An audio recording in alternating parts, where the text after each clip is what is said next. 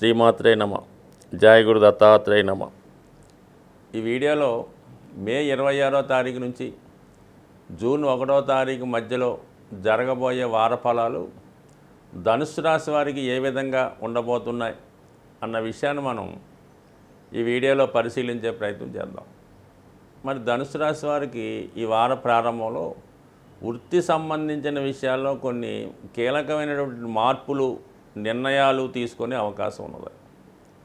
చాలా కాలంగా వృత్తిలో సరైనటువంటి గమ్యం చేరలేక, అభివృద్ధి లేక వృత్తి మారదాం అనుకుంటున్న వాళ్ళకి ఇదొక మంచి అవకాశం. మీ యొక్క ఆలోచనలకు అనుగుణంగా మీలో ఉన్నటువంటి టాలెంట్కి సరైనటువంటి ఉపాధి అవకాశాలు మీ ప్రయత్నపూర్వకంగా మరి ఈసారి మీకు ఈ వారంలో లభించే అవకాశం ఉన్నది. ఎక్కువగా ఈ రాశివారు ఉపాధ్యాయ సంబంధించింది, న్యాయవాదికి సంబంధించింది, ఏదైనా సంఘంలో జరుగుతున్నటువంటి అన్యాయాన్ని రూపుమాపి కొత్త సమాజాన్ని స్థాపించే ప్రయత్నంలో అటువంటి వృత్తిలో ఒక అడ్వైజర్గా, ఒక సలహాదారుడిగా, ఒక సంఘ సంస్కర్తగా ఉండడానికి ఇష్టపడుతుంటారు. ఒక విధంగా వీళ్ళు ధన సంపాదన కన్నా వాళ్ళ యొక్క ఆశయాన్ని అమలుపరచడంలోనే ఎక్కువ శ్రద్ధ చూపిస్తూ ఉంటారు. అటువంటి వారికి మరి గురువు 6వ స్థానంలో రావడం, దానివల్ల వీళ్ళు ఒక మంచి అడ్వైజర్గా, ఏదైనా ఒక సలహాదారుడిగా లేదా ఒక ఉపాధ్యాయుడిగా ఉండే అవకాశం ఉంది. అంటే మరి ఇమీడియట్గా కాకపోయినా కానీ ఎవరైతే ప్రభుత్వ ఉద్యోగంలో, ప్రభుత్వ సంబంధించినటువంటి వృత్తిలో ప్రవేశానికి కోరుకుంటున్నారో, అది ఎడ్యుకేషన్ డిపార్ట్మెంట్ అవ్వచ్చు, లేదా ఎండోమెంట్ డిపార్ట్మెంట్ అవ్వచ్చు, అటువంటి వారికి చాలా వరకు మంచి అవకాశాలు ప్రోత్సాహకరంగా ఉండే అవకాశం ఉన్నది. సో ఇది ఓకే, బాగుంది. వృత్తిపరంగా కొన్ని ఇబ్బందులు ఎదురైనప్పుడు కూడా ఫ్యూచర్లో మరి మీకు మంచి ఉపాధి అవకాశాలు లభించడం మంచిది. అలాగే మీరు మీతో పాటు మిగతా వాళ్ళకి కూడా మంచి సలహా ఇచ్చి వాళ్ళని కూడా మంచి మార్గంలో పెట్టే ప్రయత్నం చేస్తారు. ఇది కూడా ఓకే. అయితే పంచమంలో ఉన్నటువంటి బుధుడు చాలా చురుగ్గా, తొందరగా నిర్ణయాలు తీసుకుంటూ ఉంటారు. అయితే అదే నిర్ణయం మీద కట్టుబడకుండా ఉండి తరచుగా నిర్ణయాలు మార్చుకోవడం వల్ల మరి కొంతకాలం పాటు ఒక ఉద్యోగం కోసమో, ఒక వ్యవహారం కోసమో ప్రయత్నం చేసి మధ్యలో విరమించుకోవడం జరుగుతుంటుంది. అలా కాకుండా అదే వృత్తిలో తదేక దీక్షతో మరి ప్రయత్నం చేస్తే మీరు అనుకున్న ప్రయత్నం నెరవేరే అవకాశం ఉంది.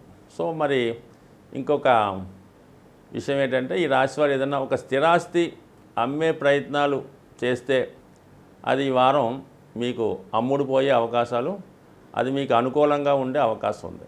అమ్ముకునే విషయంలో ఏం పర్వాలేదు, అది అనుకూలంగానే ఉంటుంది. కానీ ఏదైనా స్థిరాస్తి కొనుక్కునే విషయంలో మాత్రం చాలా వరకు అది జరిగే అవకాశాలు లేవు.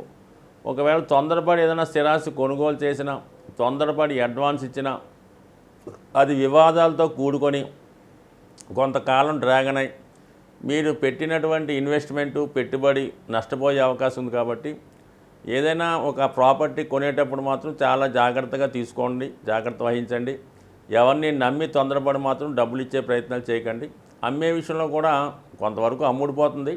అయితే ఆర్థిక లావాదేవీలు వచ్చే విషయంలో కూడా కొంత జాగ్రత్తగా తీసుకొని, ఏమాత్రం తర్వాత డబ్బులు ఇస్తాం ముందు రిజిస్ట్రేషన్ చేయండి అలాంటి కార్యక్రమాలు లేకుండా పూర్తిగా మీ ధనం మీ చేతికి అందిన తర్వాత మాత్రమే మీరు రిజిస్ట్రేషన్ చేసుకుంటే మంచిది. ఎందుకంటే వస్తువు, ప్రాపర్టీ చేజారే సూచనలు ఉన్నాయి, కానీ తిరిగి మీ చేతికి వచ్చే సూచనలు తక్కువ ఉన్నాయి. కాబట్టి చాలా జాగ్రత్తగా వ్యవహరించండి. ఈ సందర్భంలో ఎవరిని కూడా నమ్మే అవకాశం లేదు.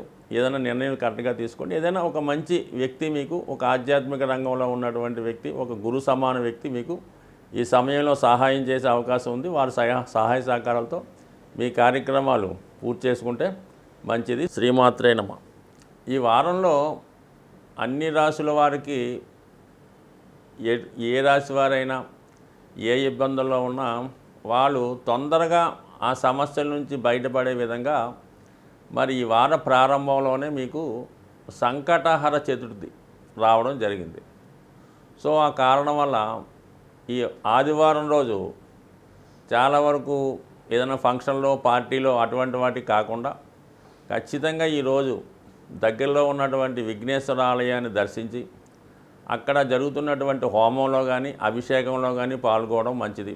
సాధ్యమైనంత వరకు విఘ్నేశ్వరుడి అష్టోత్తరం లేదా సంకష్టహర చతుర్థి సంబంధించినటువంటి విషయాలు తెలుసుకోవడం వల్ల జాతకుడికి ఈ కష్టాల నుంచి బయటపడడం, అయితే విఘ్నేశ్వరుని పూజించడం వలన ప్రారంభించిన పనులు నిర్విఘ్నంగా సాగుతుంటాయి. కాబట్టి ఖచ్చితంగా మరి ఈ వారం మొదటి రోజు వచ్చే ఈ విఘ్నేశ్వరుడికి సంబంధించినటువంటి పూజలో పాల్గొనడం వల్ల కంపల్సరిగా ఈ ప్రభావం మీకు ఈ నెలంతా చాలా శుభంగా ఉండే అవకాశం ఉంది. సో అలాగే ఎవరైతే విజయాన్ని కోరుకుంటున్నారో, అలాగే ఈ విద్యార్థులు ముఖ్యంగా కాలేజీలో ఉన్నత సీటు కొరకు కాంపిటేటివ్ ఎగ్జామ్లో విజయం కొరకు ఆశిస్తున్నారో వాళ్ళు ఈ జూన్ 1వ తారీఖున వచ్చినటువంటి హనుమత్ జయంతి రోజు ఖచ్చితంగా మరి హనుమాన్ టెంపుల్ దర్శించడం, ఆ రోజు స్వామిని సింధూరంతో కానీ తమలపాకులతో కానీ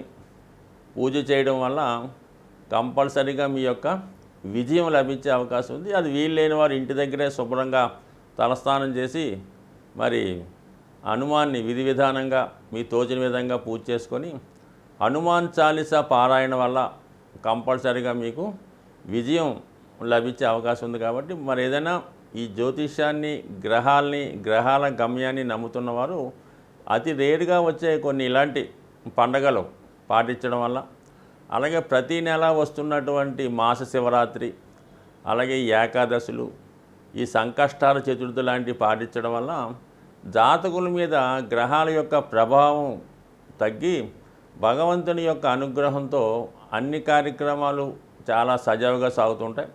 అసలు మీకు జాతకాలు, ఈ జ్యోతిష్యం, ఈ వారఫలాలు, మాసఫలాలతో పని లేకుండా ప్రతి పని కూడా విజయవంతంగా వెళ్ళాలంటే మీరు కంపల్సరిగా ఆ పర్వదినాల్లో, ఆ నెలలో వచ్చే పండుగలు ఎంతో కొంత మీరు చేసుకోవడం వల్ల ఖచ్చితంగా మీ యొక్క లైఫ్ సజావుగా హ్యాపీగా సాగే అవకాశం ఉంటుంది. స్వస్తి.